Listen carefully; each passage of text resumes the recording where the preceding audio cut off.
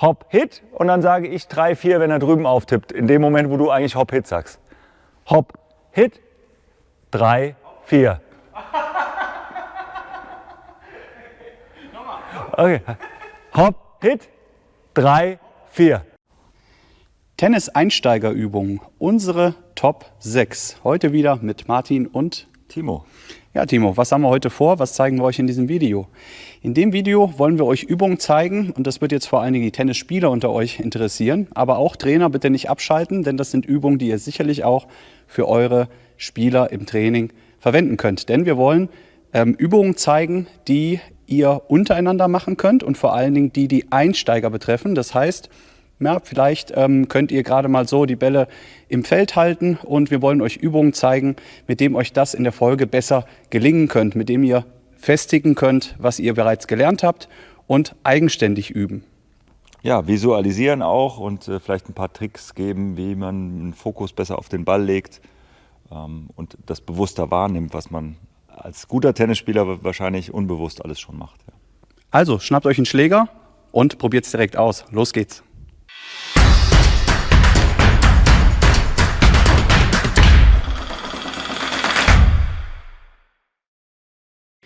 Legen wir los mit der ersten Übung. Die Übung findet ihr übrigens auch im Technikmodul mit Michael Kreuzer, Tennis-Techniktraining, Modul Vorhand. Und ich auch halte diese Übung für sehr, sehr sinnvoll, wenn ihr als Einsteiger unterwegs seid.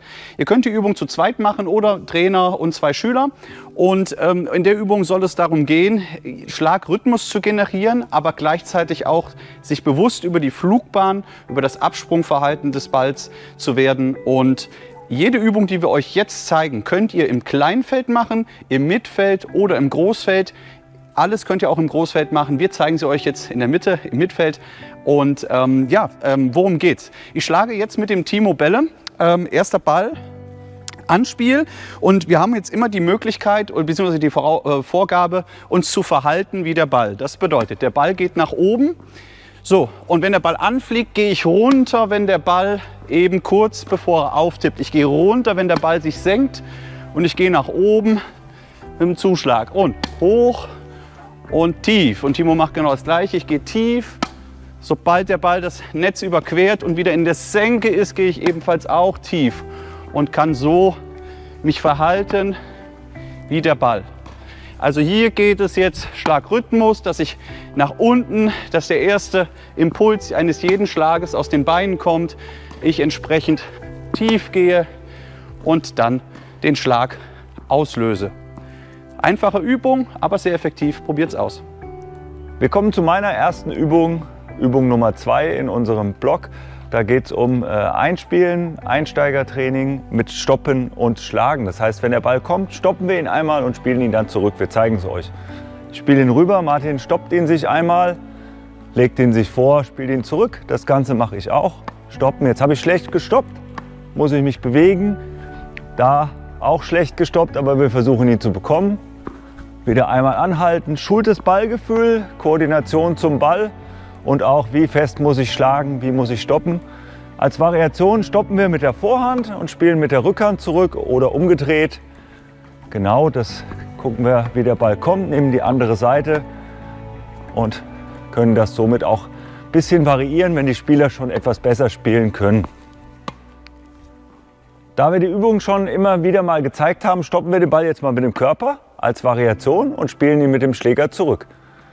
Ja, das heißt, ich positioniere mich hinter dem Ball, spiele ihn zurück und entscheide dann, ja, mit welcher Seite ich den Ball zurückspiele, ob das Vorhand oder Rückhand ist. Oder wie es der Martin macht, man stoppt ihn mit der Hand. Ich kann das als Trainer auch als Vorgabe geben. Oder ich wechsle das mal ab. Und ja, bei Fußballern kann man auch sagen, man nimmt den Oberschenkel, spielt ihn zurück. Dass man die Körperteile alle nutzt und sich an den Ball anpasst. Eine weitere Variante ist es, dass der Martin den Ball sich stoppt, aus der Luft dann zurückspielt und ich spiele den Ball direkt. Also ich spiele ihn direkt, er stoppt ihn, legt ihn sich sozusagen vor und spielt ihn nach oben aus der Luft zurück und ich spiele direkt. Wichtig ist, dass er nicht nach vorne geschlagen wird, sondern nach oben, von unten gegen den Ball. Jetzt kann ich das auch noch mal mit Vorlegen machen und kann das Ganze auch mixen. Ne? Muss ich immer nur die Anweisung geben, was getan wird. Kommen wir zu Übung 3 und das mache ich auch sehr gerne mit Einsteigern, um ja, Schlagkontinuität zu generieren, dass wir wirklich schauen, dass wir miteinander spielen, dass wir nicht zu schnell spielen. Und da geht es darum, jetzt auch schon das erste Mal auf Ziel zu spielen. Und wir haben jetzt die Aufgabe, 4 verschiedene Varianten 10-mal über das Netz zu spielen. Das wird jetzt bei Timo und mir natürlich recht gut aussehen, weil wir natürlich schon lange Tennis spielen, aber bei Einsteigern werden häufiger Fehler kommen.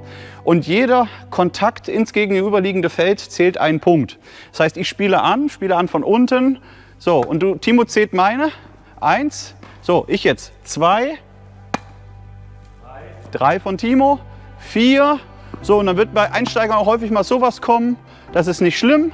Das heißt, ich habe dann wieder einen Ball oder ich gebe als Trainer den Ball zu und dann geht es weiter. Bei 3 waren wir, ne? Ne, 4, bei 4 waren wir. 5. 7. So, wenn ich dahin spiele, ist aus. Ist nicht schlimm. Genau. 8 von Timo, 9 von mir und 10 Übungen geschafft.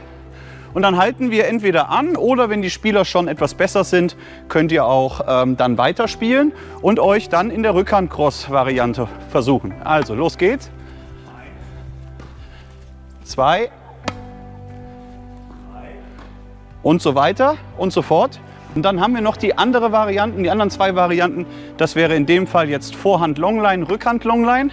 Das heißt hier wieder mitzählen, Timo. 2. Ja, 4. Genau. So, das Mitzählen, das ist besonders wichtig, dass ihr das laut macht und auch wirklich, dass Timo meine Punkte zählt. Warum? Weil durch dieses laute Mitzählen die Konzentration natürlich nochmal deutlich gesteigert wird. Wenn ihr jetzt das einfach so durchmacht, ja, und ihr zählt nicht laut, dann werdet ihr sehen, die Schüler werden sich so auf ihren Schlag fokussieren, weil das sind ja Einsteiger, dass sie dann ganz schnell vergessen, bei welchem Punkt sie sind. Deswegen als Trainer ganz deutlich darauf achten, dass die Schüler laut mitzählen. Laut ist wichtig. Und eben, wenn ihr das zu zweit macht, ebenfalls darauf achten. Ja? Punkte zählen. Und je nachdem, wie gut ihr es schon seid, macht es im Großfeld, macht es im Kleinfeld. Und dann habt ihr eine schöne Übung für die Konstanz, für die Schlagkontinuität. Wir sind bei der 4. Übung. Hier geht es um Hop-Hit, aber Hop-Hit 2.0. Das klassische Hop-Hit machen wir einmal vor. Das heißt, der Ball tippt, Hop, Hit, Hop, Hit. So, und wir erweitern das Ganze jetzt, Martin, indem wir 3, 4 noch sagen, wenn der Ball bei dir auftippt und du ihn schlägst. Hop, Hit und dann sage ich 3, 4, wenn er drüben auftippt, in dem Moment, wo du eigentlich Hop, Hit sagst. Hop, Hit, 3, 4. Okay.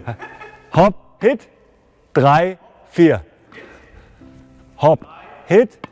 Ja, ihr merkt, auch Martin hat Probleme. Hop, Hit, 3, 4.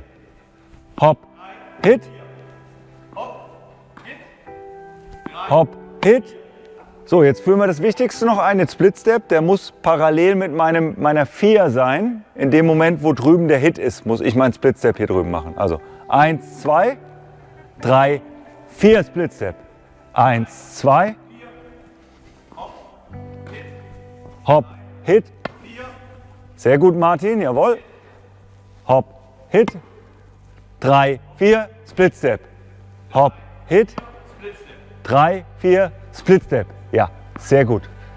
So sieht man, dass man einen Fokus drauf legt, sich das bewusst macht. Auch bei uns beiden nicht ganz einfach, weil wir es unbewusst machen, aber man muss bewusst wahrnehmen, wann tippt der Ball auf, wann schlage ich und das elementar Wichtige, wann mache ich meinen Split Step, um mich besser an den Ball anpassen zu können. Also probiert es aus, nehmt es wahr und macht es von bewusst zu unbewusst.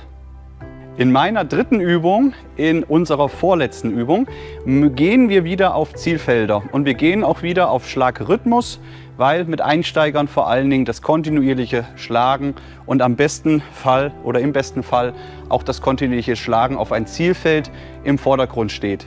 Wir haben jetzt hier 2 Zielfelder und wir haben die mit Absicht jetzt mal ein bisschen anders gebaut.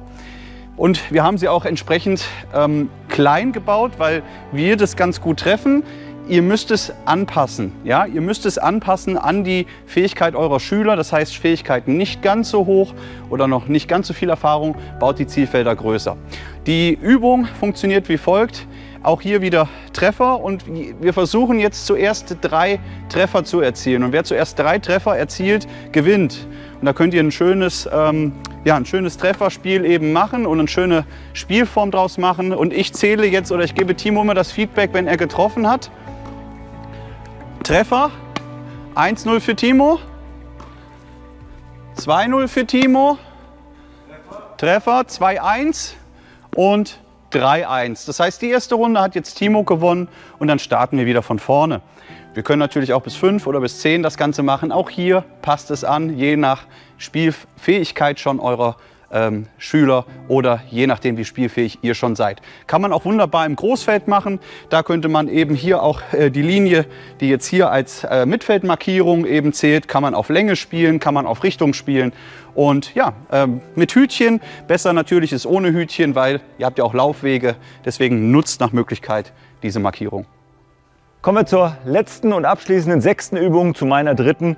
Ausholen, wenn der Ball das Netz überquert. Das heißt, sobald der Ball am Netz ist, spätestens dann soll der Martin den Schläger zurücknehmen. Ich bereite mich vor, um Zeit zu haben, mein Timing zu schulen. Schläger geht nach hinten. Ich kann auch mal kurz warten, was nicht schlimm ist. Aber ich schaue, dass ich früh bereit bin auf den nächsten Schlag. Die Schulter drehe, weil das das Erste ist, was ich mache. Wenn ich erkenne, wo der Ball hin ist, und dann warte ich kurz in der Ready Position. Wir spielen den Ball hin und her und im Match habt ihr 3 Sekunden Zeit, bis der Ball zurückkommt.